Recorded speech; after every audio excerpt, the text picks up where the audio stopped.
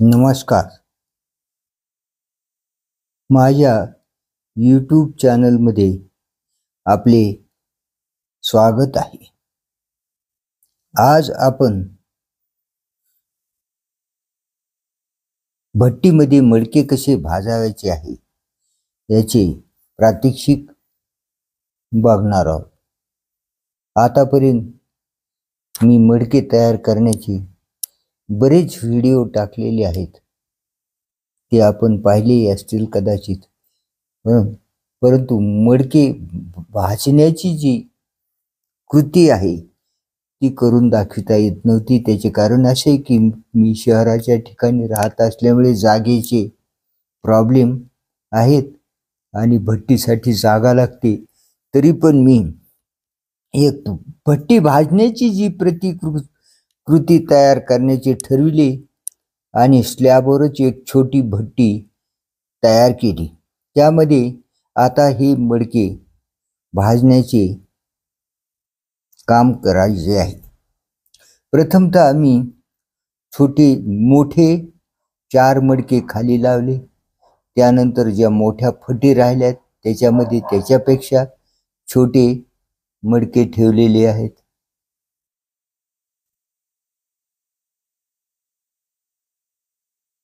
हे मडके आपण अशा रीतीने ठेवावे लागते जेणेकरून सगळे छिद्र बंद होतील आणि जाळही व्यवस्थित राहायला पाहिजे.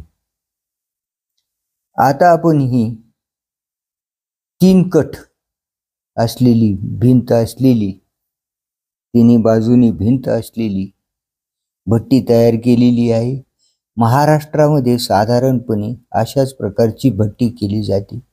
काही राज्यामध्ये गोल आकाराची भट्टी तयार करून त्यात मडके भाजण्याची प्रक्रिया केली जाते, तर काही राज्यामध्ये उघड्यावरच गोवऱ्या खाली टाकून त्यावर मडके रचून मोठी भट्टी एकदाच मडके भाजले जातात.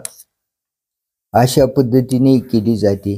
परंतु ही जी पद्धती आहे या पद्धतीमध्ये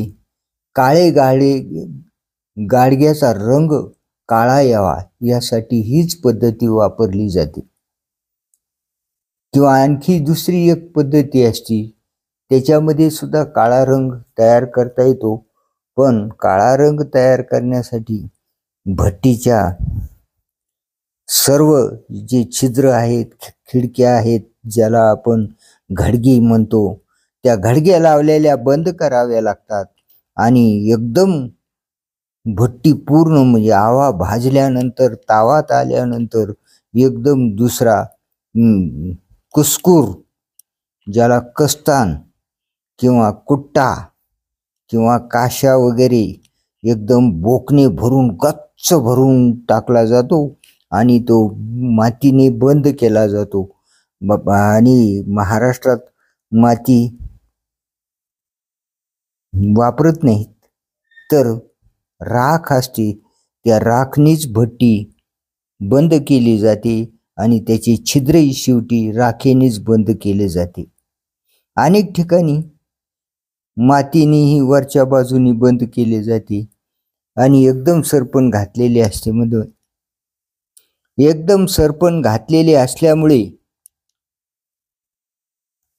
भट्टी बंद केल्यामुळे त्याचा श्वास कोंडतो आणि गाडग्यांना त्याचा धुराचा रंग बसतो, त्याला गाडगे काळे होतात.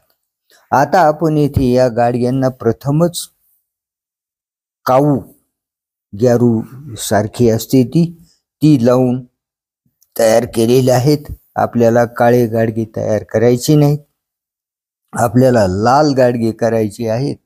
म्हणून सर्वांना आपण काऊचा रंग दिलेला आहे. आणि भट्टी भाजल्यानंतर पूर्ण झाल्यानंतर आपण त्याचे तोंड आणि खिडक्या बंद करणार नाहीत, तसे आहे त्या स्थितीत ठेवून देणार, म्हणजे त्याला काळा रंग येत नाही. आता आहे तसाच रंग त्याचा दिसू शकेल. या ठिकाणी आपण आता मोठे गाडगे लावल्यानंतर छोटे लावले छोटे लावल्यानंतर बोळके किंवा लोटके अशा प्रकारचे टाकले. आणखी छिद्र राहिले आहेत. आमच्याकडे पणत्या उपलब्ध होत्या, त्या पणत्यांनी आम्ही ते पुढे छिद्र बुजवून घेत आहोत. आता हे सर्व छिद्र जवळपास बुजत आलेली आहे. आता याला घडगी, खापर यांनी सगळं व्यवस्थित बुजून घेऊ. वरच्या बाजूला एक घडगी ठेवणार, ज्याच्यामधून उष्णता धूर बाहेर निघेल. आणि मग मडके भाजत भाजत आले म्हणजे आपल्याला लक्षात पण येते की हे सर्व भाजले आहे. तसेच पाठीमागच्या बाजूनीही असते. आता आपण व्यवस्थित खापराने वगैरे ही घडगी लावलेली आहे. आता वरच्या बाजूला एक लावू, ती वरची लावली की मग सर्व बाजूंनी त्याला बुजवून घेऊन त्याच्यावर पाला टाकून हे आता याप्रमाणे आपण असं तयार करून घेतलेलं आहे. आणि सगळे छिद्र बंद करून पॅक केलेली आहे. फक्त जाळ घालण्यासाठी जी जागा आहे ती आणि वरची ठेवलेली आहे. आमच्या नातवांच्या इच्छेनुसार बाबा पूजा करा म्हणले, केली. गंध लावला, खडीसाखरेचा नैवेद्य दाखवला, कारण पहिलीच भट्टी आहे, कोणाला पोळू नये काही नाही म्हणून अग्निदेवाला प्रार्थना केली. खुश झाली मुलं. त्यांनाही हे सगळं नवीनच होतं. काय प्रकार असतो, शहरात वाढलेली जन्मलेली मुलं कधी माहीत नव्हते. त्यांच्या आनंदाकरता ही आपण काम केलेली आहे ना, तर मला त्याची आता गरज आहे ना करू शकणार आहेत जागे अभावी. असो, आता ही झालेले सर्व सोपस्कार पूर्ण झालेले आहेत. आता ही भट्टी आपणास पेटवायची आहे. यासाठी आता छोट्या काड्या, कुस्कूर, कागद हे आणून ही भट्टी आपण आता पेटवून घेऊया. यामध्ये आणखी एक सांगायचे म्हणजे पावसाळ्यामध्ये भट्टी भाजणे अत्यंत कष्टाचे काम राहते. त्याचे कारण असे की आवा हा बाहेर असतो, उघड्यावर असतो, तो भिजला जातो. विटा वगैरे त्यातल्या सगळ्या भिजल्या जातात, वाळत नाहीत. सरपणही ओले असते आणि त्याला तो गरम करण्याकरता त्याला खूप अगोदर सरपण जाळावं लागते, मग ते गरम होतो, मग त्यानंतर भट्टी रचावं लागते. एवढे कष्ट पडतात.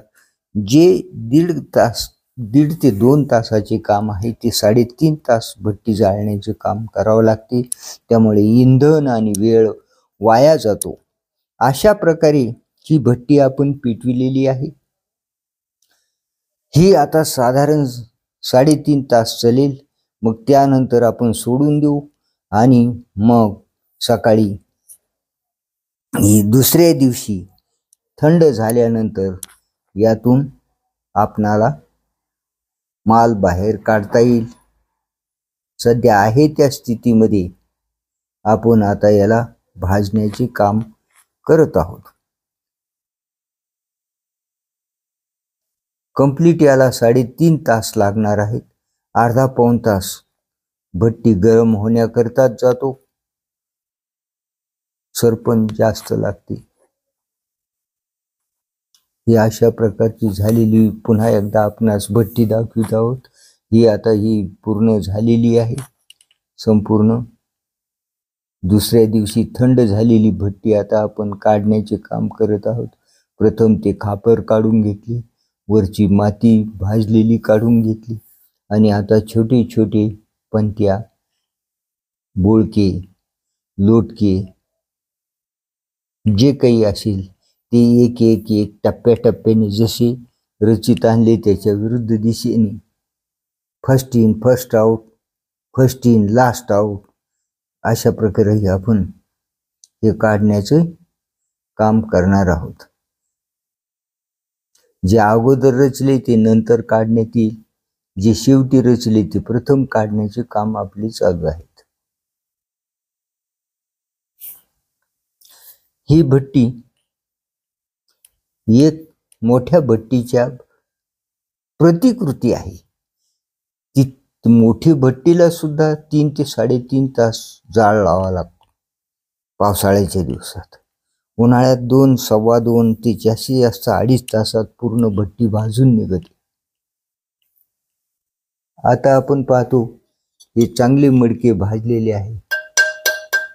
त्याचा आवाज आपण ऐकला आहे. बऱ्यापैकी झालेले आहे.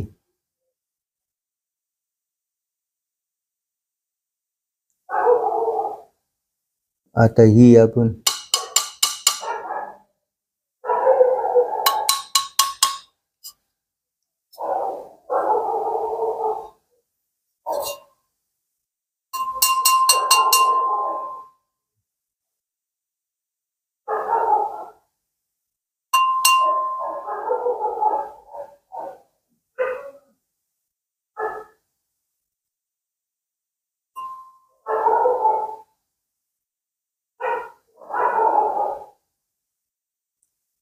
एक एक एक एक काढून घेत आहोत.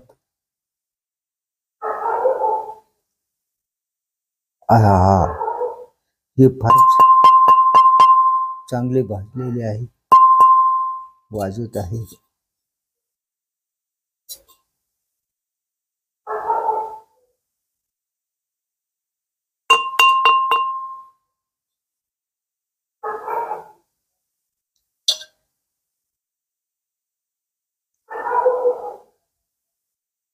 आता मोठे मडके काढलेले.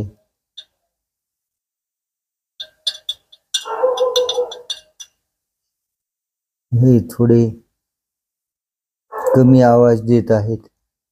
याच्यात मिक्स माती आहे. आपण प्रयोगासाठी बघितली होती. मिक्स मातीचे गाडग्याचा मोठा आवाज पण येत नाही आणि